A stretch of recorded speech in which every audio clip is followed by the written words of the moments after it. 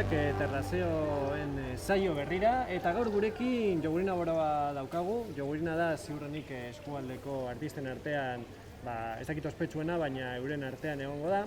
Eta, galdetuko diogu zer eraman duen itxialdia eta ze proiektu dituen hemendik aurrera. Kaixo, Jogurina, zer modu? Kaixo, tira ondo zan beharko. Lehenengo galdera erantzuteko, nola pasatu egin dudan konfinamendu zehar rollo guzti hori. Egia zan, bakarrik egon nintzen, etxean, eta batzutan nahiko jebia izan zen. Betarrekoak eta maskaria eramatarena da un rollo terrible.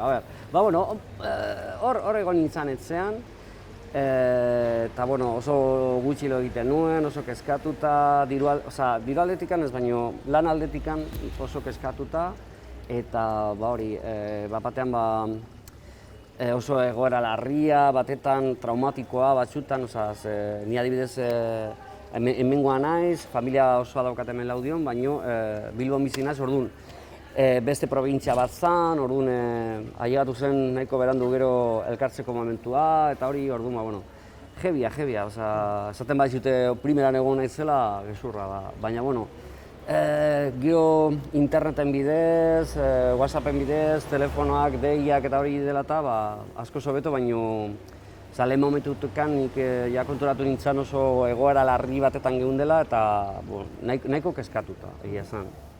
Eta horreko proiektuak denetarik, bain ja da lan abiatzea edonon, edonola, eta hor gabiltzan ikusten danok.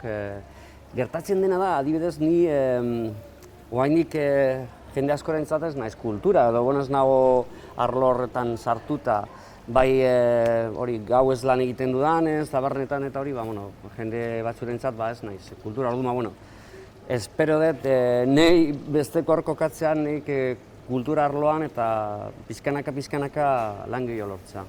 Esan duzuk, batzuek ez dutela zure lana kulturatzat jotzen, baina itxialdia hasi baina apur bat lehenago, abiatu zenuen proiektu interesgarri bat, umeekin, gainera izan zenituen kolaborazioak Pirtx Porrotx eta Mari Mototzekin, baina COVID-aren ondorioz emanaldi asko erori dira, ezta? Egia esan, zorionez jende, nire lagunei eta jende guztiari esan diot, horri esker, agian lan gehiago lortuko dudala, hori egunean zehar egin ditzakezu boloak, gaueko lanak ziurazki jungo dira gehienak kanpora, eta orduan, nola hasi nintzen ez iaz, umeekin lantzen eta hori, nik uste handikan lan gehiago lor dezakedala. Eta bai esperientzia polita izan dela, eta horri esker agian ez dakit nire fakturak eta guztia ordainduko ditut. Lagundu egin diate pilo bat adibidez, Pirtx Porrotx eta Mari Mototz entzun zuten abestia, Sentipenak askatu abestia, eta lehen momentutikan gustatu egin zitzaion, gero haiek onbetatu ziaten, deitu zian Porrotxek telefonoz, eta nik dardarka, eta esan zian beraiekin lan egiteko, eta egon naiz Bilbon, Iruñan, Gasteizen eta Donostian beraiekin lan egiten, bizitantza ikuskizunean. Zer gertatu da? Batean COVID-en rollo guztia ailegatu zanean, lan guztia kanpora joan egin zen, baina gero hasi ginean normaltasun berri hortan, batean agertu zian berriro lan batzuk, adibidez Pirtx Porrotx eta Mari Mototzek berriro deitu ziaten egiteko bolo batzuk, baina berriro erori egin dira, orduan, egoera ez da ona, orduan, ikusiko dugu, baina ni saiatuko naiz ahalik eta gehien lan egiten eta gauza berriak lortzen.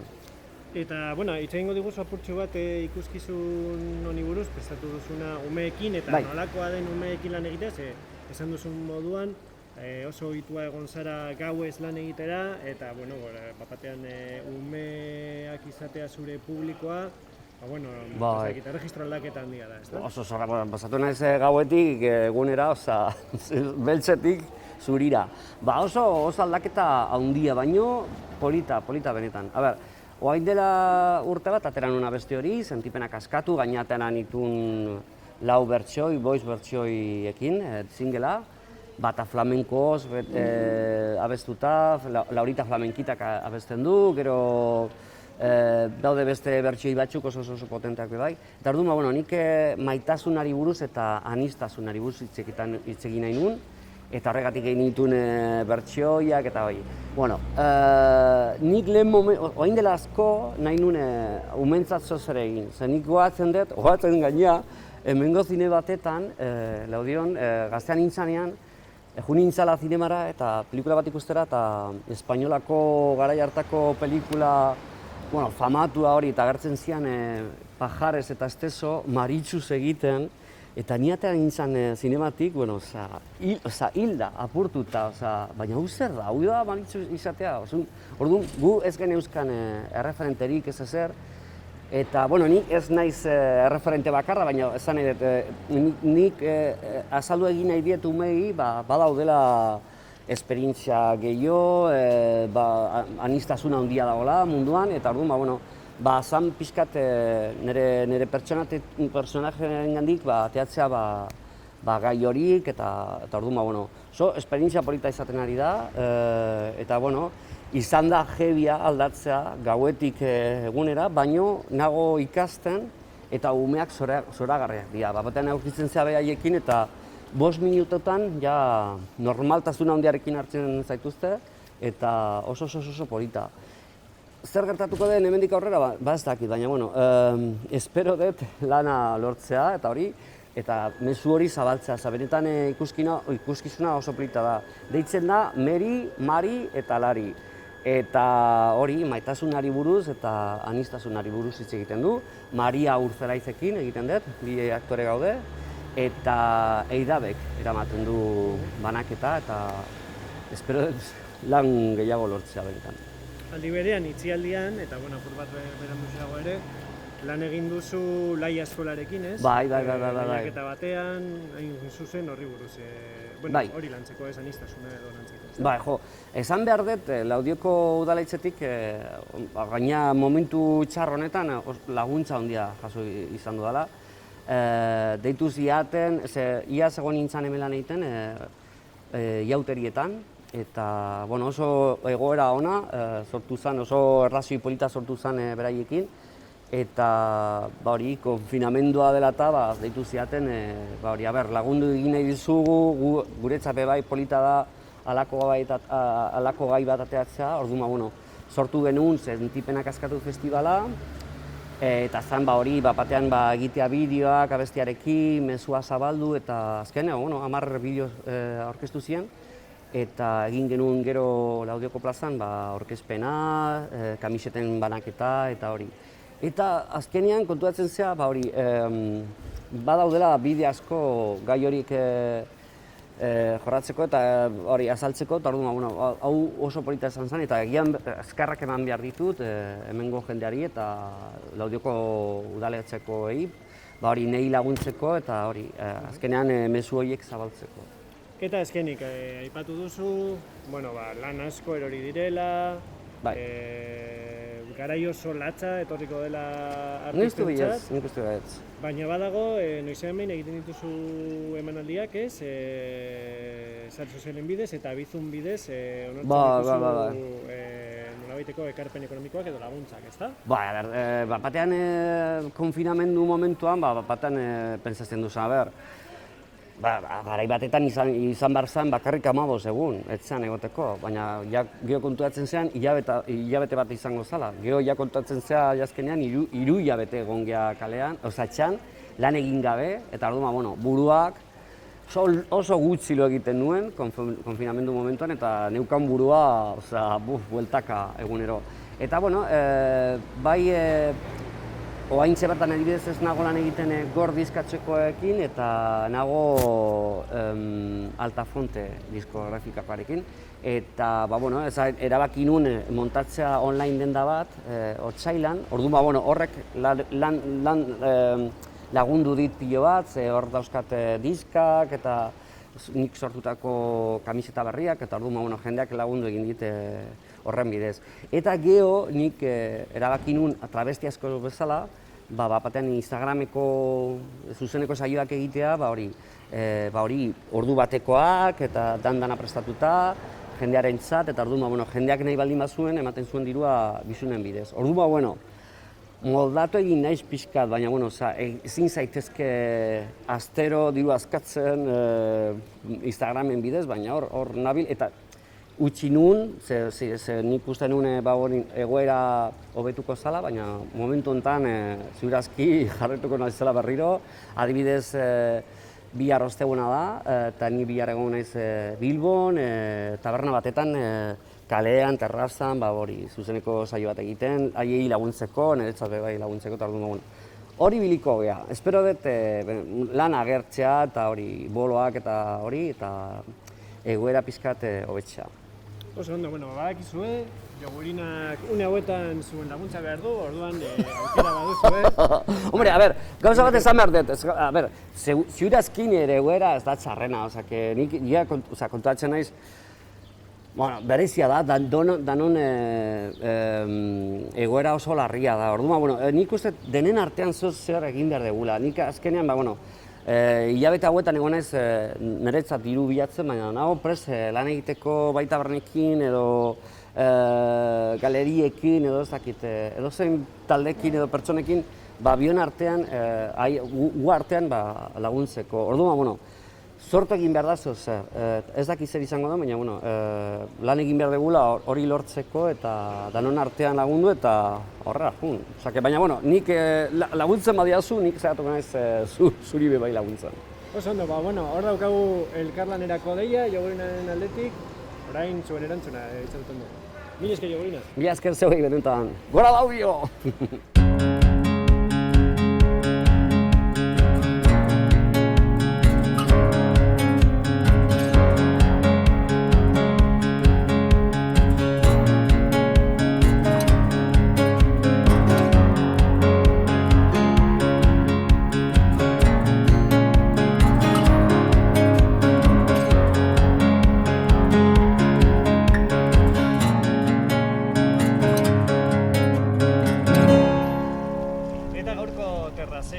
Saioarekin jarraitzeko badaukagu beste artista bat, Amurriokoa, Joni Urrela, kasu honetan, eta laster bere lehenengo kontzertua ofiziala, nolabait, emango du Amurrioko jaietan, Amurrioko ez jaietan, ez daukat oso argi.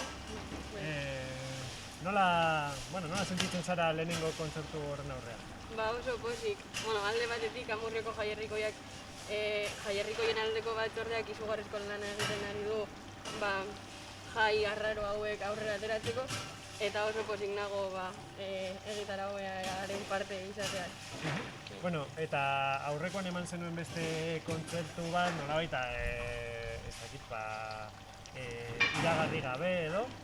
Kasu honetan, badakigu, non egongo zaren, eta lehen kontzertu horretan, ofiziala izan ezena, guztiak izan ziren zure abestiak edo besteen abestiak, nolako izan zen hori, eta ze ezberdintasun izango du kontzertu honek?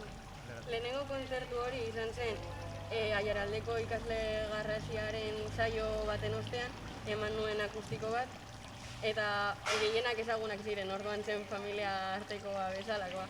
Orduan oso gustora egon nintzen, eta gehienak bertsioak, eta gero azken abesti hau, benetakoen artean abestia irakutsi nien, konfiantzan, oraindik oso jende gutxik entzunda zeukan, eta oso pozik, asko gustatu zitzaien, eta nik super pozik.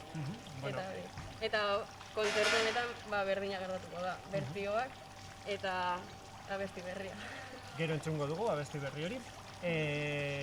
Zeintzuk dira bertsio horiek, zeintzuk dira gogoko dituzun artistak, edo euren abestiak dituzun artista horiek, zeintzuk dira? Abesti gehienak euskaraz dira, bat daukat ingelesez, baina beste guztiak euskeraz. Eta badago pizkat denetarik, badago berritzarraken baten bat, katamaloren baten bat jotzen dut batzuetan, ertzainaken bat, gero Kensaspiren 3 edo 4 bai daude, duela gutxi ikasi nuen Eskean Kristoren beste bat, orduan horrelakoak. Eta ingelesekoa norena da? Grace Van Der Golena, da I Don't Know My Name, da beharena. neska hori Ameriketako saio batean agertu zen Got Talent moduko, ez dakit hori den ala ez, baina bueno, horrelakoa, oso txikia zen eta oso polita bestia. Eta nola hautatzen dituzu abesti horiek? Gogoko dituzulako, errazak direlako, ikasteko zein da irizpidea? Ba ni, mugatua daukat gitarrarekin momentuz oso hasi berria naizelako, eta bai begiratzen ditudala akordeak ezin dudalako edozin abesti jo, oraindik gustatuko litzaidake, baina oraindik ezin dut. Orduan, bai akordeen kontua begiratzen dudala, baina gero gustuko ditudan abestiak, bai. Etxean jartzen dituzunak eta azten zarenak abesten, pues berdinak. Eta aipatu bezala, gero entzungo dugu sortu duzun abesti hori, zein da abesti horren gaia, zelantzen du, nola bururatu zitzaizun? Ba, nik uste abestiak hainbat gai jorratzen dituela, hasten da eskola jasarpen gaiarekin, hori abiatzen da nik horrelako bizipen pertsonal bat bizi nuelako, eta hasten da horretatik, baina ez da horretan geratzen, ez da abesti triste bat, izan zitekeen abesti triste bat, horrelako gaiak eta horrelako kasuak mierda bat direlako eta punto. Baina ez da horretan geratzen, ez nuen horretan geratzea nahi. Eta gero jartzen da hizpietasunaren gaia, nola da neska baten historioa, neska horrek eskola jasarpena bizitzen du, ez dute ondo tratatzen, egunero zapaltzen dute, txikiago bihurtzen dute, eta baina gero lagun bat ezagutzen du, benetako lagun bat izango dena, eta ja, beldurrak atzean uzten ditu, eta handitzen da. Eta idazketaren prozesua nolako izan zen? Aspaldi zenuen pentsatuta, batean agertu zitzaizun, nolako izan zen? Azkenean, barruan duzun gai bat da, betidanik izaten duzuna, eta nolabait pizkanaka sentitzen duzu, niri behintzat gertatzen zitzaidan, behar nuela hori ateratzea eta partekatzea. Uste dudalako hitz egin behar diren gai bat dela, eta orduan, ez gogoratzen naiz, egun batean mugikorreko nota horretan, idatzi nituela pare bat izaldi, eta gero egun batean nengoen gitarrarekin jolasean, eta batean atera zitzaidan estribilloa, eta gero dena. Eta esan duzu nahiko hasi berria zarela, gitarrarekin, non ikasi zenuen, nola sortu zitzaizun aukera hori musikari moduan hasteko edo ikasteko? Gitarrarekin justo aurten hasi naiz, ikasturte pasaden honetan, pasaden urteko urrian, esan dezakegu, eta Amurrioko Gazte Asanbladak gitarra tailerra jarri zuen abian, eta ni joan nintzen superpozik lehenengo egunean, eta pizkanaka hasi nintzen gitarra jotzen, eta gehiago ikasten, eta hori. Eta, hasi berria izanik, zeintzuk dira zure helburuak epe motzean eta epe ertainean, gero euskal ze izan duen, baina printzipio zure helburuak holan bete daitezkenak urte betean edo, zeintzuk dira? Egia esateko ez ditut helburu finkoak, batez ere jotzen jarraitzea eta ikasten jarraitzea. Bai, gertatzen zaizula, adibidez ikusten duzula kanta bat, oso gustuko duzun kanta bat adibidez, eta esaten duzun gustatuko litzaidake jotzen jakitea, baina oraindik akordeen kontuagatik edo dena delakoagatik ez zara heltzen, normala delako. Eta bai horrelako helburuak jartzen dituzula, baina bestelakoak ez. Eta itxialdian izan duzu aukera gehiago praktikatzeko edo? Bai, arraroa zen. Denbora kontuagatik ez nuelako denbora gehiegi, ikasketen kontuarekin ikasketak egunerokotasuna ziren, ikasi eta lanak, baina bai gorputzak eskatzen zidala musika eta gitarra. Orduan zen ikasketetatik ateratzeko modua. Eta gorputzak eskatzen zidan jotzea eta hori egin nuen. Eta nola animatuko dugu jendea zu ikusperaz joateko Amurriko jai honetan? Ze kontatuko diogu edo jendeari edo nola animatuko dugu joateko? Ez dakit, oso tarte polita pasatuko dugula, edo nik behintzat oso pozik egongo naizela, fijo, egongo naiz saltoka, ziurrenik. eta hori, izugarrizko ilusioa egingo litzaidakela, jendea hurbiltzea eta ratutxo polit bat ematera hor, kantzetan. Oso ondo, jendea animatzeko ikusiko dugu orain zure lehenengo zurpuntan.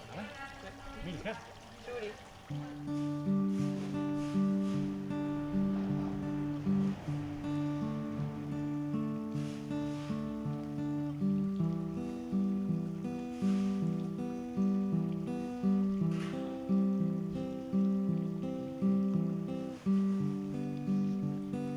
Bazen behin, neskato oso txiki bat. Hain txikia zen, ez zela ez da eskua altzatzera ausartzen. Ikusezina sentitzen zen. Garrantzirik gabeko zerbait bezala. Tokitik mugitu ezarren, inori inporta ez balio bezala. Klaseko atzeko partean esertzen zen. Isilik, zintzo. Begirada eta barretxoak bere burutik atera nahi eta ezinean.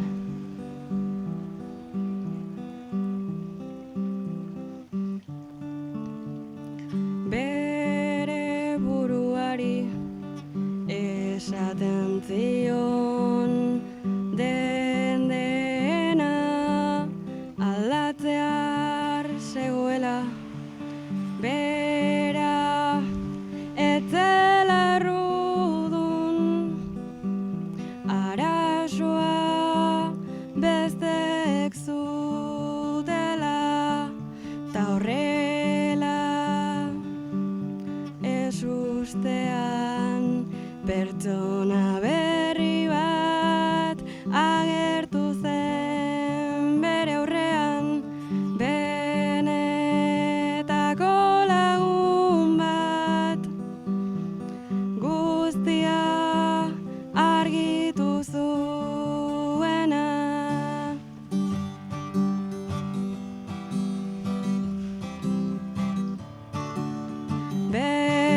Beldurrak atzean utzi ditu behingoz, beldurrak atzean utzi ditu, beldurrak atzean utzi ditu behingoz, beldurrak atzean utzi ditu.